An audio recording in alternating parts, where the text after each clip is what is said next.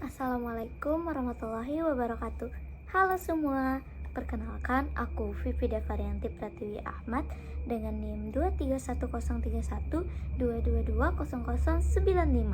Aku dari program studi S1 Manajemen Universitas Lambung Mangkurat. Jadi kali ini aku bakal bahas 4 topik tentang perilaku keorganisasian. Apa aja ya? Yuk simak videonya. Baik, pertanyaan yang pertama yaitu bagaimana pemimpin dapat memotivasi karyawan untuk mencapai tujuan organisasi. Dalam perilaku keorganisasian, motivasi bukan hanya soal memberi bonus atau ancaman hukuman. Motivasi itu lahir dari dalam dan pemimpin memiliki peran krusial untuk menumbuhkannya. Salah satu pendekatan yang relevan adalah teori 2 faktor dari Herzberg yang membedakan antara faktor motivator seperti penghargaan dan pengembangan diri, dan faktor higienis seperti gaji dan kondisi kerja. Pemimpin yang mampu memberikan pengakuan atas kerja keras, memberi kesempatan berkembang, dan melibatkan karyawan dalam pengambilan keputusan akan meningkatkan semangat dan rasa kepemilikan terhadap pekerjaan. Tidak kalah penting, gaya kepemimpinan transformasional yang menginspirasi, memberikan arahan visi, serta menunjukkan kepedulian pribadi terbukti secara empiris meningkatkan motivasi kerja, kepuasan kerja, dan kinerja. Jadi, pemimpin yang tidak hanya mengatur, tapi menginspirasi, memberdayakan, dan mendukung akan membuat karyawan merasa dihargai. Dan ini adalah kunci tercapainya tujuan organisasi. Pertanyaan kedua yaitu bagaimana teknologi memengaruhi struktur organisasi dan desain pekerjaan. Dulu, organisasi bersifat hierarkis dan birokratis, tapi sekarang berkat kemajuan teknologi digital, sistem ERP, bahkan AI, organisasi menjadi lebih datar, lebih fleksibel, dan lebih terhubung secara horizontal. Menurut Robbins and Judge, teknologi memungkinkan pengambilan keputusan yang lebih cepat, kolaborasi lintas divisi secara real-time, dan otomatisasi tugas-tugas rutin. Akibatnya, desain pekerjaan juga berubah. Teknologi menuntut pekerja memiliki kemampuan baru, seperti literasi digital, berpikir kritis, dan analisis data. Banyak peran menjadi lebih kompleks dan menantang, yang dalam konsep organisasi dikenal sebagai job enrichment dan job enlargement. Contohnya di perusahaan seperti Tokopedia atau Gojek, teknologi memungkinkan kerja lintas tim secara agile dan cepat, tanpa harus menunggu keputusan dari atas. Singkatnya, teknologi mendorong kita menciptakan organisasi yang lebih cepat, adaptif, dan berbasis kompetensi digital.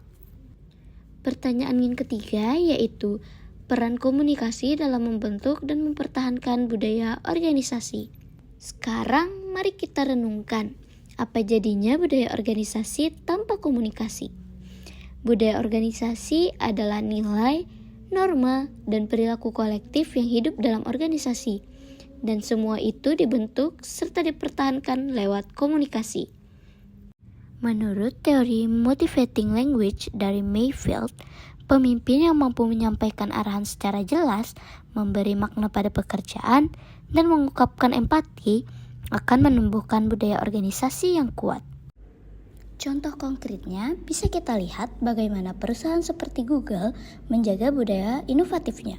Komunikasi antar tim sangat terbuka, tidak kaku, dan penuh rasa hormat. Komunikasi yang positif juga menciptakan rasa aman psikologis yang sangat penting agar karyawan berani berpendapat dan berinovasi. Sebaliknya, komunikasi yang tertutup, penuh ketakutan, atau tidak konsisten akan melahirkan budaya negatif seperti rasa tidak percaya dan konflik laten. Kesimpulannya, komunikasi adalah alat utama membentuk karakter organisasi. Jika komunikasi sehat, budaya pun sehat. Nah, akhirnya kita tiba pada pertanyaan praktis, yaitu bagaimana perusahaan DEF bisa membentuk pemimpin masa depan yang efektif. Jawabannya adalah dengan mengembangkan program pengembangan kepemimpinan yang terstruktur dan berkelanjutan.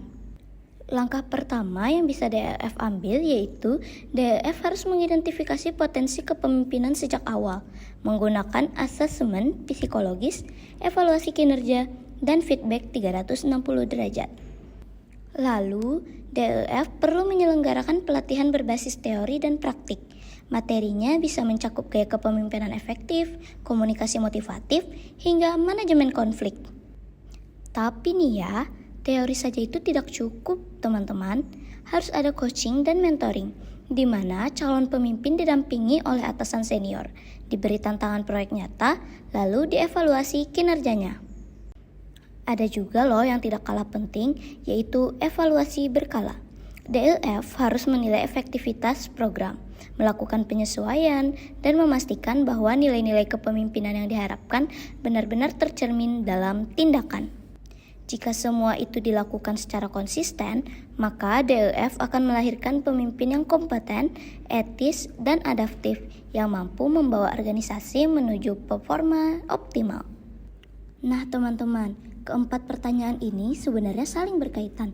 Pemimpin yang baik akan memotivasi karyawan, memanfaatkan teknologi dengan bijak, menjaga komunikasi yang sehat, dan menciptakan budaya yang kuat.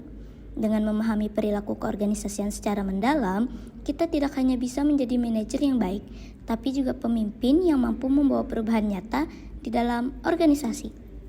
Nah, mungkin itu saja nih yang bisa aku bagikan untuk teman-teman. Semoga ilmunya bisa berguna ya bagi teman-teman untuk memimpin di masa depan. Terima kasih, sampai jumpa di next video. Wassalamualaikum warahmatullahi wabarakatuh.